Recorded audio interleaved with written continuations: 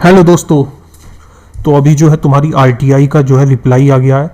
जो तुम्हारे आरटीआई में बताया गया है, देखो डर का माहौल तो फुल है, क्योंकि वैकेंसी कुल तुम्हारी 8000 वैकेंसी है। टोटल टोटल जो है 8113 वैकेंसी है और फॉर्म भरे गए हैं 58 लाख। कितने? 58,40,881 फॉर्म भरे गए हैं। देख रहे हो कितना कंपटीशन बढ़ेगा तुम्हारा। तो वीडियो को ध्यान से देखना। इसमें हम लोग बात करेंगे कि कब तुम्हारा एग्जाम होगा। एग्जाम कब? क्या तुम्हारा एग्जाम अप्रैल के मंथ में हो जाएगा। पर सीट कंपटीशन अब तुम्हारा कितना बढ़ गया है कंपटीशन, और भी बात करेंगे। और कैसे पढ़ना है, स्मार्ट स्ट्रेटेजी से कैसे तुम लोग पढ़ के आराम से अपना पेपर क्लियर कर सकते हो। चलो देखते हैं कैसे पढ़ना है। सबसे पहले देखो तुम्हारा कंपटीशन तो बहुत बढ़ गया है, क्योंकि टोटल जो फॉर्म भरे हैं इस बार वो बढ़े हैं 58,40,861 फॉर्म भरे गए हैं। और अगर इसको हम 8113 से डिवाइड करें तो मतलब पर सीट कंपटीशन तुम्हारा जो है 720 के लपेटे में, मतलब एक सीट के लिए 720 बच्चे बैठ रहे हैं। तुम्हें अगर पास करना है तो 719 बच्चों को लताड़ के मार के फेंक के सालों को पीछे पटकना होगा, तब तुम आगे बढ़ पाओगे। ऐसे ये तुम्हारा ग्राफ तब होगा जब पीछे जो है 719 बच्चों को तुमने लात मार के नीचे गिरा दिया है अपनी नॉलेज के दम से। ठीक ऐसे ही तुम्हारे पास अब देखो कितना समय बचा है। कितना समय? मोटा मोटी देख लो, अप्रैल, ये मार्च का मंथ है, मार्च आएगा, कल से मार्च लग रहा है, मार्च पूरा है। और अप्रैल का मिड मान लो या अप्रैल का लास्ट वीक मान लो, तो मोटा मोटी तुम्हारे पास 50 डेज है।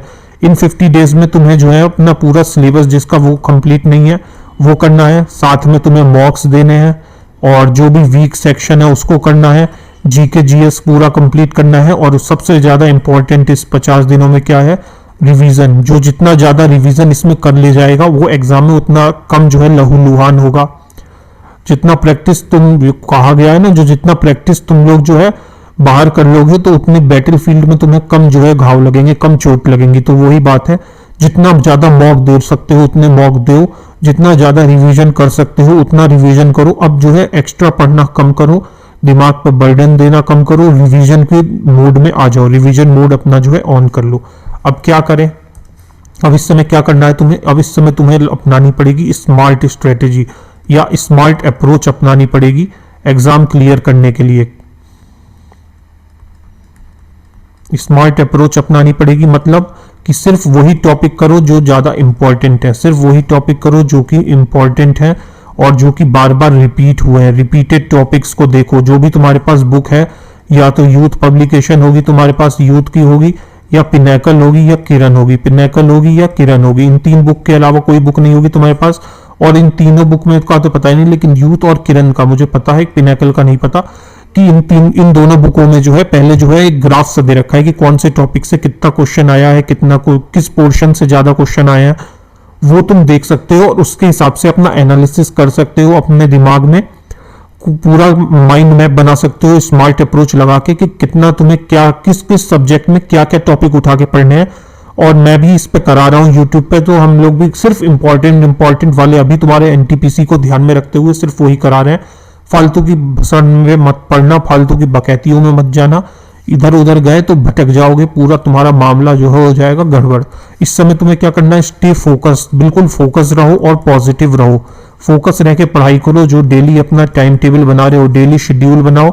एक डायरी ले लो छोटी सी, उसमें शेड्यूल बनाओ। एक 10-15 रुपए की डायरी ले आओ, उसमें पूरा शेड्यूल बनाओ अपना कि आज हाँ भाई मैथ करूंगा, मैथ के 50 सवाल लगाऊंगा या 70 सवाल लगाने हैं मुझे। उसके बाद रीजनिंग के 2 सेट मारूंगा। हिस्ट्री में मैं जो है एशियंट हिस्ट्री के 2 टॉपिक कवर कर लूंगा और साथ में जो है मेडाइवल जो ये करूँ या मॉडर्न हिस्ट्री करूँ, उसका मैं एक टॉपिक पढ़ूंगा। अगले दिन क्या करूंगा? वो जो मैंने पिछले एशियंट हिस्ट्री के 2 टॉपिक किए थे उसके पीवाईक्यू मारूंगा। और इधर जो है मेडाइवल या मॉडर्न हिस्ट्री का जो भी टॉपिक पढ़ा था उसको एक बार रिवाइज करूंगा। अगले दिन क्या करूंगा? वो जो रिवाइज किया हुआ चैप्टर है उसके प्रीवियस ईयर मारूंगा और उधर से 2 टॉपिक पढ़ूंगा।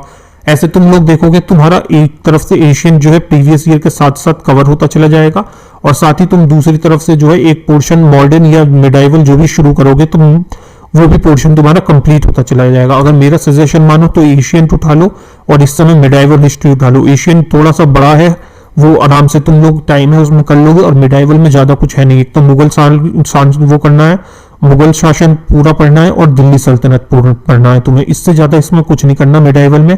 बाकी और फिर मॉडर्न में आना है तो मॉडर्न तो बहुत लंबा है, मॉडर्न में भी सिलेक्टिव टॉपिक्स करने हैं, जैसे गांधीयन एरा हो गया या कांग्रेस के सेशंस हो गए, इंपॉर्टेंट आंदोलन हो गए, 1857 की क्रांति हो गई, ये सब चीजें पढ़नी है। जैसे वॉइस रॉय हो गए, वॉइस रॉय से रेलवे में बहुत क्वेश्चन आता है, हर बार आता है 1 से 2 क्वेश्चन कि जब ये जलियांवाला बाग हुआ था कौन वॉइस रॉय था, काकोरी कांड हुआ था कौन वॉइस रॉय था, ये पूछता है। या फिर गांधी जी के जो आंदोलन थे उनके सीक्वेंस पूछ सकता है।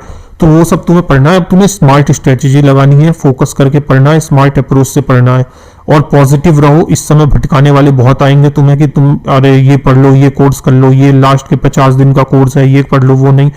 तुमने जो भी कोर्स ले रखा है या कहीं से भी पढ़ रहे हो, कोर्स है या यूट्यूब पे भी, जहां से तुमने जिस टीचर से पढ़ रहे हो उससे पढ़ो। अगर हमसे पढ़ रहे हो तो बहुत बढ़िया है, सिर्फ वही टॉपिक करानेंगे हम लोग, वो भी सिर्फ समराइज्ड वे में कि जो भी तुम्हें मेन फैक्चुअल चीजें पता होनी चाहिए वही तुम्हें बताया जाएगा।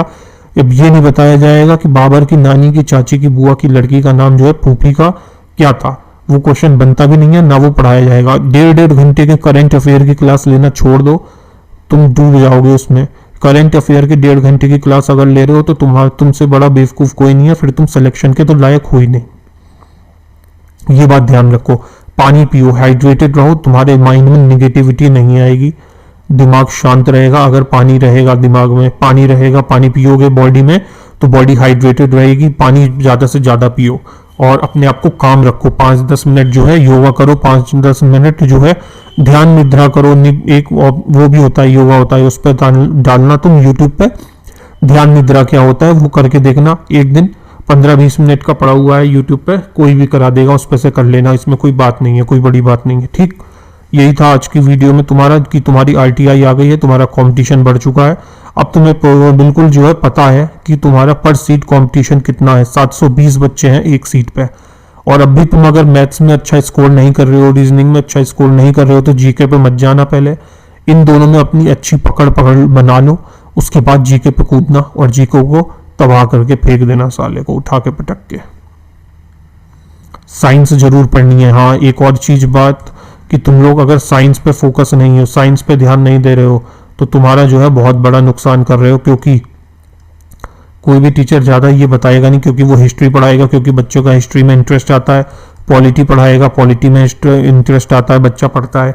लेकिन साइंस में 40 क्वेश्चंस जो तुम्हारे आ रहे हैं, जितने भी 40 क्वेश्चंस हैं एग्जाम में आने वाले, उसमें से 1/3 क्वेश्चन तुम्हारे जो है 10 क्वेश्चन के आसपास जो है 1/4 क्वेश्चन जो है, मतलब 10 क्वेश्चन जो है तुम्हारे सीधे सीधे साइंस से उठ के आएंगे और सीधे एनसीईआरटी बेस्ड, जो भी एनसीईआरटी की तुम्हारी बुक है, एनसीईआरटी में भी कौन सी 9th और 10th क्लास की बुक के क्वेश्चन आएंगे 10 फिजिक्स, केमिस्ट्री, बायो के। तो ये पढ़ो ना कि 10 क्वेश्चन 10 मार्क्स तो तुम्हारे कंफर्म हो जाए। 2 बुक खत्म कर लो साइंस की बस और हो गया तुम्हारे 10 नंबर।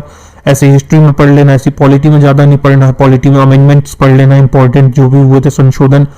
फंडामेंटल राइट्स पढ़ना, फंडामेंटल ड्यूटी पढ़ना, डीपीएसपी पढ़ना, पंचायती सिस्टम पढ़ लेना और सोर्सेज ऑफ प्रियम्बल पढ़ लेना, कहाँ कहाँ से हमारे कॉन्स्टिट्यूशन लिया गया है, प्रियम्बल पढ़ लेना।